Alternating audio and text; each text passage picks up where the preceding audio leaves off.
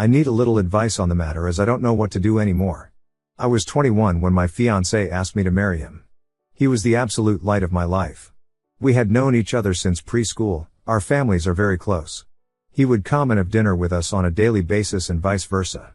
He doesn't have any siblings, but I have 2 older sisters. Which is very important as he was also very close with them. We grew up together. When we started dating, I don't think our parents stopped celebrating for weeks.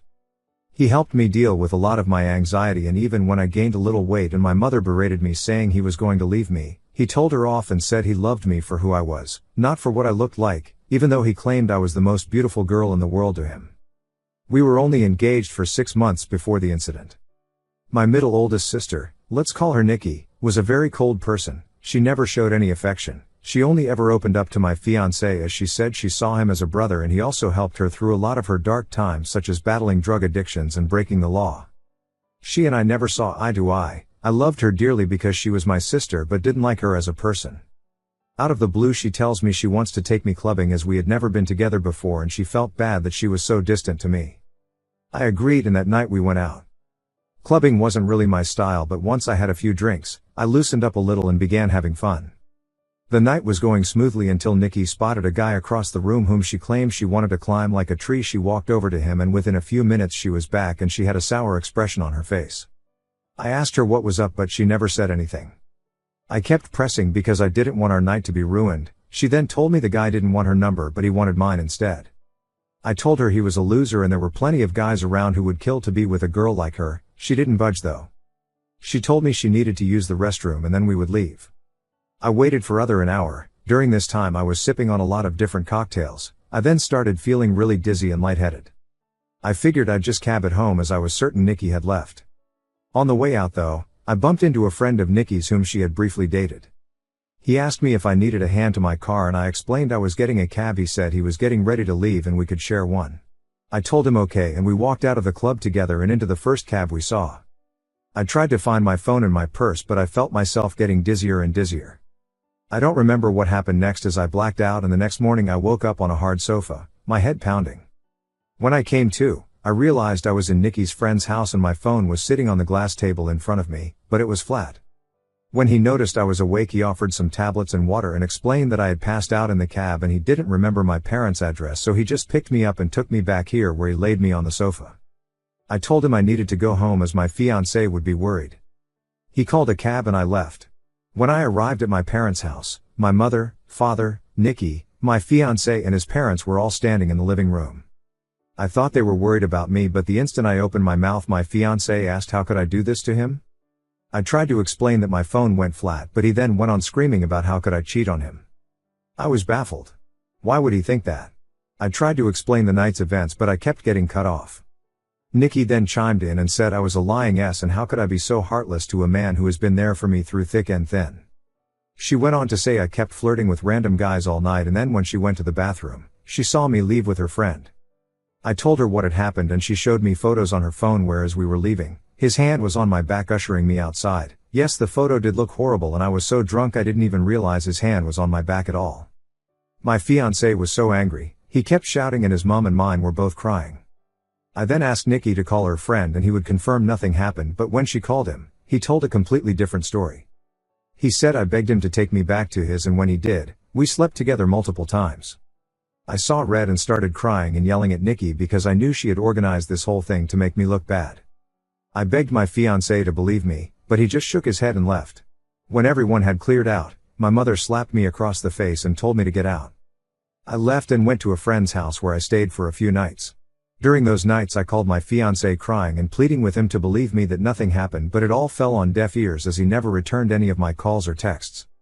My mom texted me and told me she was kicking me out and that she couldn't believe I would do such a thing, and a lot of hurtful other slurs I don't think I could repeat here.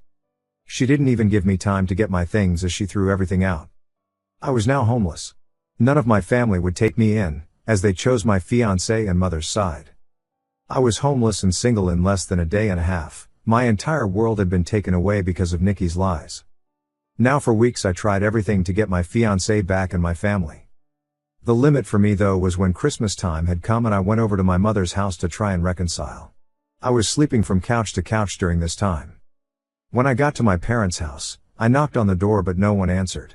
My friend then called me and told me she just saw on Facebook that my family were in another state celebrating Christmas and they had posted pictures online. Everyone was there, my sisters, parents, grandparents and even my fiancé and his family. When I myself saw the photos, I couldn't stop crying as they all looked so happy. I cried for days and days before deciding to block them all. I even returned my engagement ring. My friend knew someone a couple hours away who was looking for some help in his restaurant and he even had living arrangements above where he worked so I could get rent at a cheap price and work at the same time. I wanted to start over with my life as it hurt me that no one took my side and they all left me to fend for myself.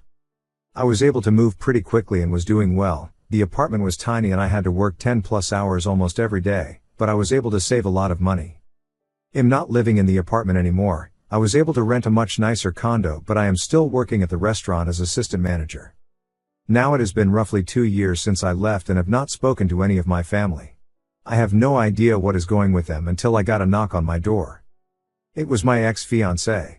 I was shocked to say the least. All these feelings came rushing back and all I wanted to do was jump into his arms. But then I remembered the pain I had felt and tried to slam the door in his face but he stopped it and asked that I let him explain. He said that Nikki had gotten married and she had confessed that she lied about the situation because she had found someone she loved so much and realized what a horrible thing she had done. I asked him how he found me and he said my friend told him. My entire family had been trying to get in touch with me and want to see me. I told him I needed time to see if I even wanted to have them in my life. He left and I have been a mess since. I don't know what to do. I know I will never ever forgive Nikki. She could rot for all I cared but it's hard because my other family and fiancé didn't know she was lying. But I also felt like they abandoned me too quickly without letting me explain my side. I don't know if I should forgive them. Any advice would be much helpful. Thank you for taking the time to read. Update 1. Wow guys, I don't even know where to begin. I am honestly so grateful for all the support, advice, beautiful messages and awards you guys have gifted. I wish I could personally thank each and every one of you, and I did try my best to reply to every message. You guys are honestly so amazing and I cried reading all the comments. My heart has never been so touched with the amount of love and support I got on this post and I am so sorry if it took too long to post an update. I was honestly in so much shock I didn't know how to cope with it. So I never got back to my ex. I didn't know what to do, but eventually he must have given my phone number to my parents as they texted asking to meet up. I never replied and was planning on organizing a Zoom meeting but didn't need to as they also showed up at my door. Well, my father did. When I answered the door and saw him standing there, I ended up throwing up which he insisted on cleaning.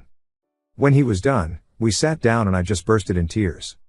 My emotions were all over the place and my father has worn the same cologne for a really long time, so when I smelt it, it just brought back all these memories.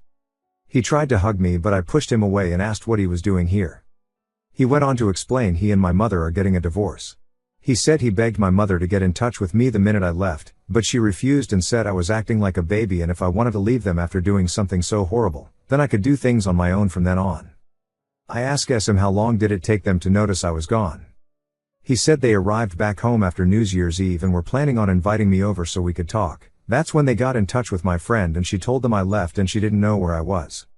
I asked him why didn't he listen to my side of the story and why did they throw me away so easily.